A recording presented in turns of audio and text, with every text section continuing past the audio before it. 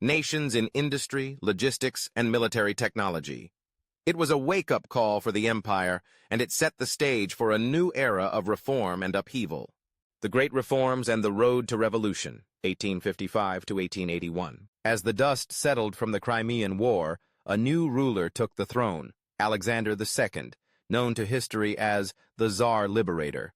He recognized that Russia's survival as a great power depended on modernization.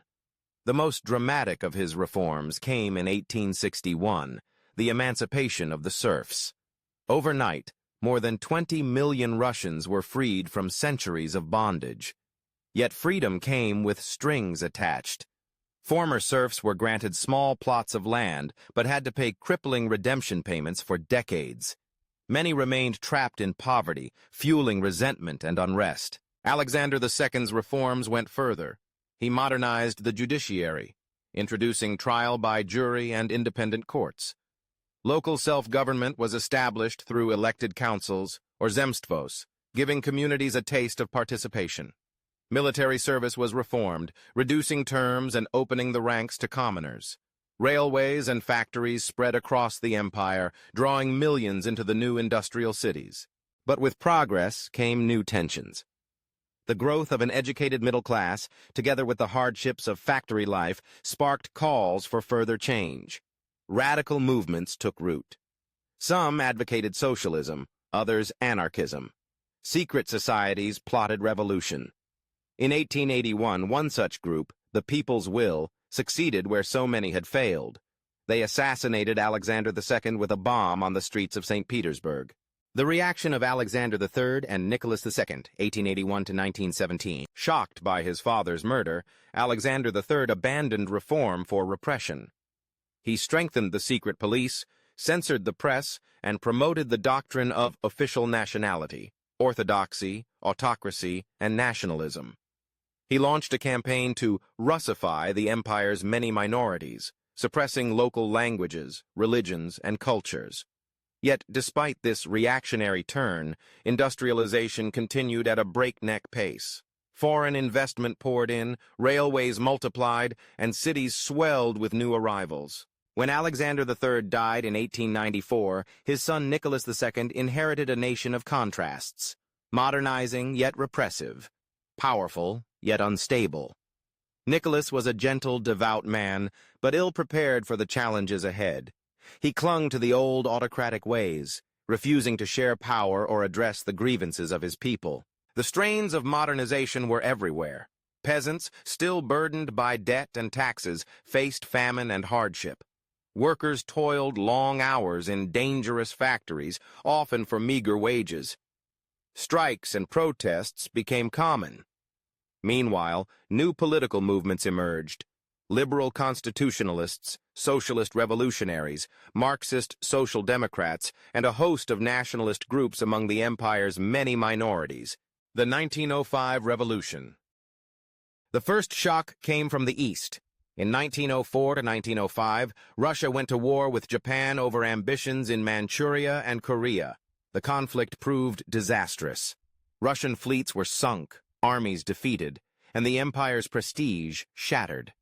At home, defeat triggered a wave of unrest. On January 22, 1905, a peaceful procession of workers led by Father Gapon marched to the Winter Palace in St. Petersburg to present a petition to the Tsar.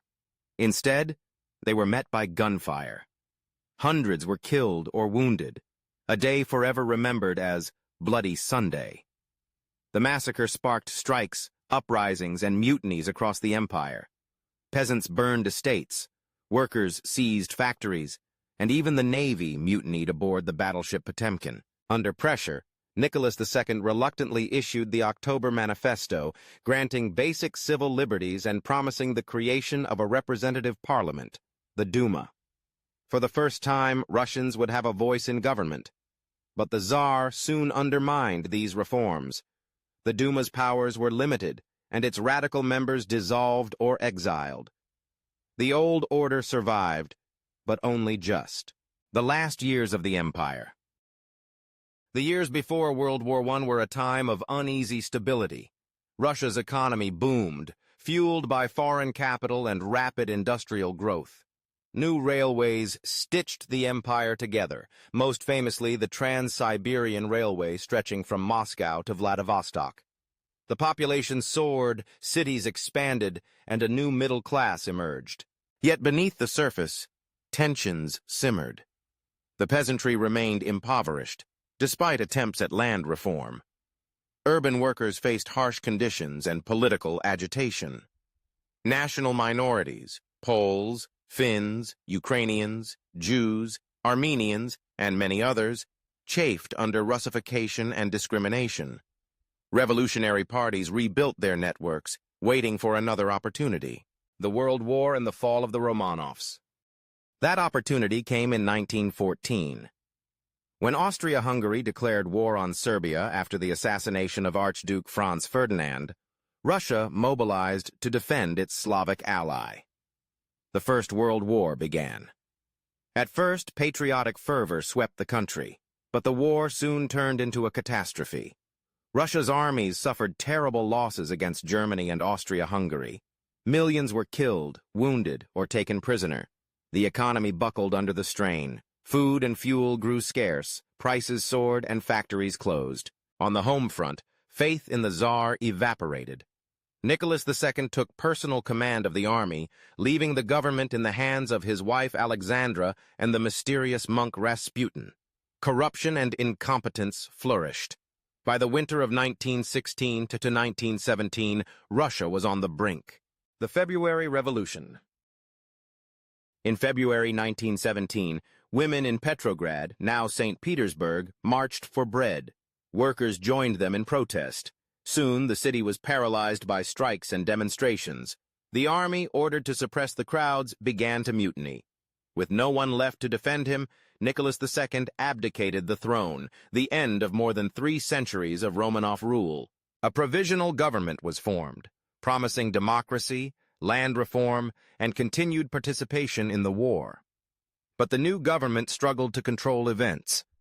Soldiers deserted, peasants seized land, and workers formed Soviets, councils that challenged the government's authority. The October Revolution and the birth of the Soviet Union. Into this chaos stepped the Bolsheviks, a radical Marxist faction led by Vladimir Lenin. Promising peace, land, and bread, the Bolsheviks seized power in October 1917. The world's first communist state was born. Civil war followed.